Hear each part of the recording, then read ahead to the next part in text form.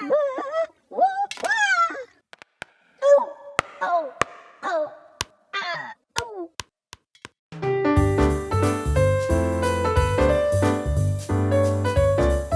time for another Dice Tower review with Robert Geistlinger.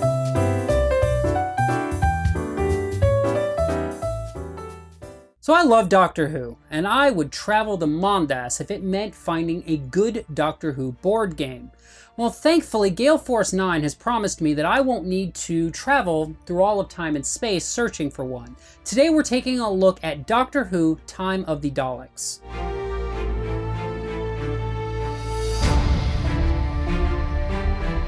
So here we're taking a look at Doctor Who: Time of the Daleks. Now, this is a game in which players will be taking on the roles of one of the incarnations of the Doctor and trying to reach Gallifrey before the Daleks do, and then the Daleks wipe the Doctor from all of time and space. Players will be taking on the roles of either Tom Baker as the 4th Doctor, Peter Capaldi, the 12th Doctor, William Hartnell, the 1st Doctor, or even Matt Smith as the 11th Doctor. And I'll touch a little bit on the other Doctors in my thoughts. The game is played until either a Doctor reaches Gallifrey and wins the game, or until the Daleks reach Gallifrey, or possibly some other endgame conditions. This game is not cooperative, but it's not uncooperative. It is semi-cooperative in that players do need to be working against the Daleks and working a little bit together, but in the end, only one Doctor will be the winner. At the start of a turn, the first thing a player is going to do is their prepare step, and they're going to gain 2 sonic charges for their sonic screwdriver. And you have a maximum of 5 you can have. Then you're going to have the option to dismiss companions and remove equipment from your TARDIS. And you're only going to do this if you think that you're going to want to take on another companion during this round or add equipment and your slots are all full. Then you're going to get to play equipment from your hand, such as here where we could play this handles, which is a cost of 2 sonic charges, and now we've installed this into our TARDIS, and maybe it'll help us. We also then can do any prepare steps. Well, Sarah Jane has a prepare step that if she's with the 3rd, 4th, or 10th Doctor, which she's with the 4th, then she can draw a timey-wimey card during the prepare step. The timey-wimey cards are going to be events and equipment and things like that we can take. After this, we're going to need to select a location we wish to go to. Now, the Doctors all start in their TARDIS in the first round, but from there they're going to be moving either to Earth or to other world locations. If we wish to move to one of the 3 time zones of Earth, we simply move there and continue on. If we want to move to another world location, we are going to need to roll the TARDIS die, which has one of 2 faces, either a TARDIS or a question mark. If we roll the TARDIS, then we can select to go to one of these. We could draw 2 locations and pick the one we want to go to. However, if we roll the question, then the TARDIS has decided that she is smarter than us and knows where we need to go. We will just draw the top one, place it out, add 2 dilemmas, and pick which time period we wish to go to. Now, you have to move unless you're on a location that has something to do, a dilemma.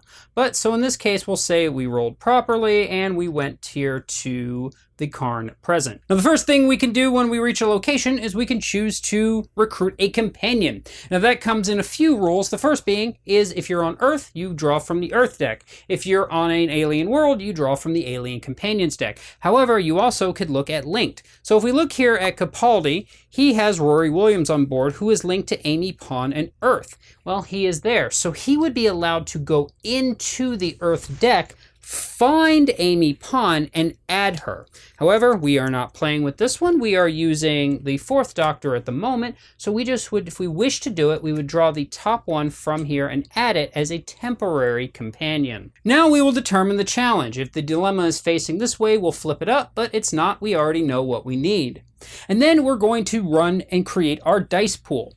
4th Doctor here, he gets 4 black dice, and we'll add those to our pool. And that's any of these that have a plus number. He gets 1 blue die, and then we'll look at the companions. Sarah Jane adds a black die for us. Clara, since she's not with the 12th or 11th, gets 1 green die, and Nisa doesn't add any dice to our pool. Now, we have the option at this point to ask another Doctor for help.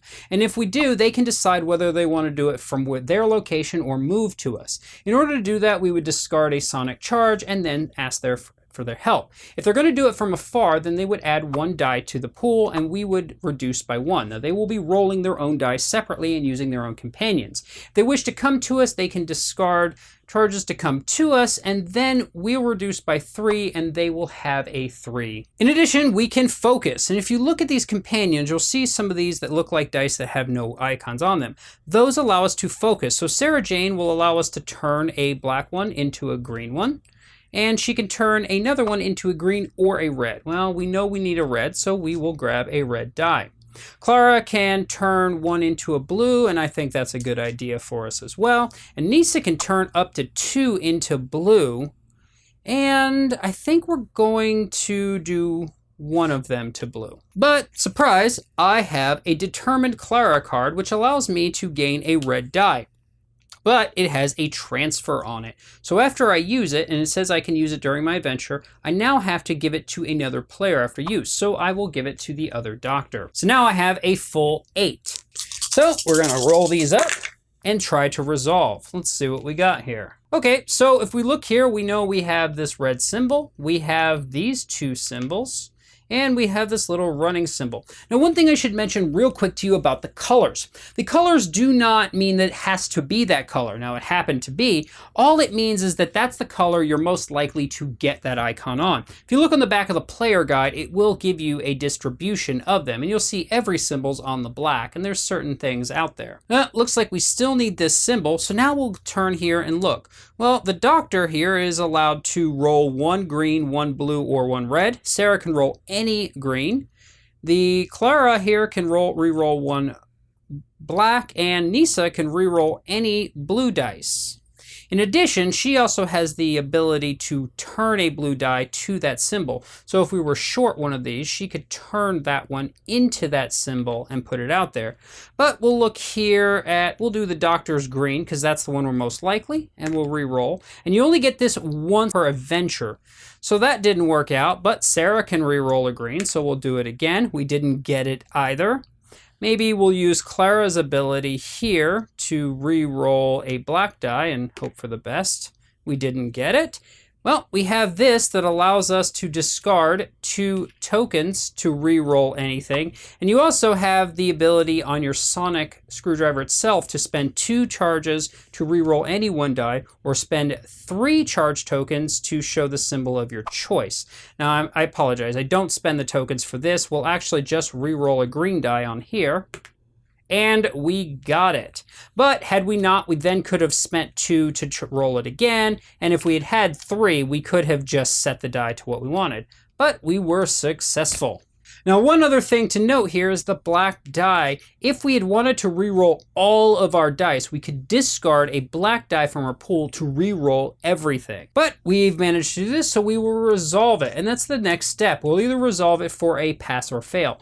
In the case of this, it was a pass, so we get to move our TARDIS forward 2 spaces, and we gain 5 sonic charge tokens. However, we still can only have a maximum of 5, so we will only gain 3. Had we failed this, we would have had to dismiss a companion and move the Dalek ship forward 2 spaces. In addition, if we failed it, we would have to put a Dalek on the location itself. A Dalek on a location reduces your dice pool by 1 for each Dalek. The last thing we do is, if we were successful, then we can keep the companion. If we had been unsuccessful, this companion would then leave our possession. At this point, we would check for any empty locations, meaning there is no Daleks or Doctors, and those will come out of the game unless it's Earth. We will place any dilemmas out on empty Earth slots. We'll discard down to 4 timey-wimeys if we have more than that, and we will pass the TARDIS die to the next player. Now, in addition, you possibly notice these time anomalies. These happen whenever the Dalek ship reaches those spots and a new one is drawn out. And these will have an effect on the game and could be a location, such as this Dalek invasion of Earth, which will now reduce the Doctor's dice pools to 6, and the Dalek moves an additional space. but it's a location we can go and try to get a reward fail. Some of them will do things such as causing the doctors to regenerate, and that can happen various ways, but when they regenerate, all you do is move your doctor to its next incarnation, and think of it circular. So Capaldi currently would turn into the first Doctor, and the fourth Doctor would turn into the 11th, and if it happened again, then the 11th would turn into the 12th. And when that happens, all players at the table regenerate. After each player has taken their turn, then it's the Dalek turn. And the Dalek turn is important because that is when we check for victory conditions in addition to moving the Dalek. First thing that happens is the Dalek moves forward one step unless something is moving it, which this case it is. And then we will check for victory conditions. First for the Daleks. If the Daleks have reached Gallifrey, then the players have lost the game. And this doesn't matter if a Doctor is there. In addition, another victory condition that can happen here is if there are 3 Daleks on Earth, meaning players have not been taking care of them. Another way the Daleks can win the game is at any point you go to put a Dalek out because you failed or something, and you go to put out this Davros one, which is the last one, and then you need to put another one. Well, you can't put a 7th, you have lost the game. If at this point a player's TARDIS, on the other hand, has reached Gallifrey, and there is no Dalek there, then that player has won the game. So let's look at Doctor Who Time of the Daleks. Now going into this game, I had 2 questions. One, is it a good board game? But more importantly, as a Doctor Who fan who has yet to get a good Doctor Who board game, does this game feel like Doctor Who?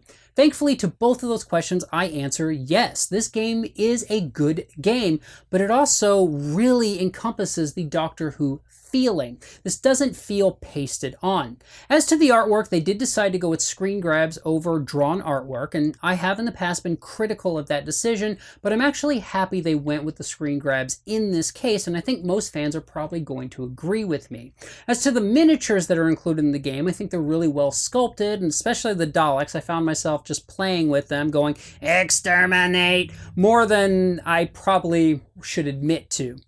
As to the gameplay mechanisms itself, I really enjoy this. At the core of it, you have the Yahtzee type mechanism that most reminded me of Elder Sign, another game that I really love. But I like how you had to make some tough decisions in this game. One, when to discard equipment from your TARDIS or companions. And I like the way the companions can really work together if you get those linked companions.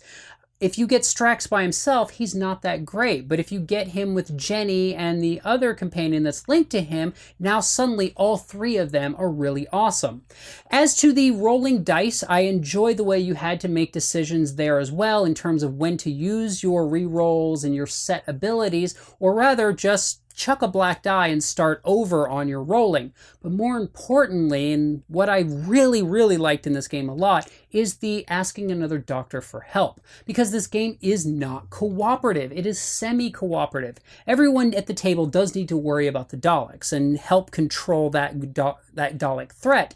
But if you ask another player for help, you are possibly helping them win the game as well. And so you have to make a decision about whether or not the Doctor who's best able to help you, you're helping too much. And maybe you just want to go it alone. And I like that whole push and pull semi-cooperative feel to the game. I like the way you can add the Daleks to everything. And if you get a 7th Dalek, then the game is over. And that brought a little bit of a pandemic type feeling to me. One complaint I did have about the game was the fact that they only included 4 Doctors in the base game. I would have liked to have at least seen 6. By default, you get the 1st, the 4th, the 11th, and the 12th. I think fans are probably going to wonder why they went with the Matt Smith Doctor over the David Tennant Doctor in the base game, and I kind of question that myself. As to the overall opinion on the game, I really like this, both as a board gamer and as a Doctor Who fan. If you are a fan of Doctor Who and you like board games, absolutely, this is a no-brainer. Get this game right now. If you like dice rolling, Yahtzee, Elder Sign type games, but maybe only passingly familiar with Doctor Who, this is still a game definitely worth taking a look at. If, on the other hand, you don't like rolling dice and you know nothing about Doctor Who, maybe stay away from this. But I did find that fans of Doctor Who and people who don't like Doctor Who still enjoyed the game. I hope you've enjoyed this look at Doctor Who Time of the Daleks, and it's helped you decide whether or not this game might be right for your game table, and I look forward to seeing you folks next time. Thanks so much for watching the Dice Tower videos. Find more great videos and reviews, as well as our top-rated audio podcast at Dicetower.com. You can also find other great shows at Dicetowernetwork.com. I'm Eric Summerer, and you've been watching The Dice Tower. The Dice Tower is sponsored by Cool Stuff Inc., where you can find great games for great prices. Cool stuff in stock. Check them out at CoolStuffInc.com.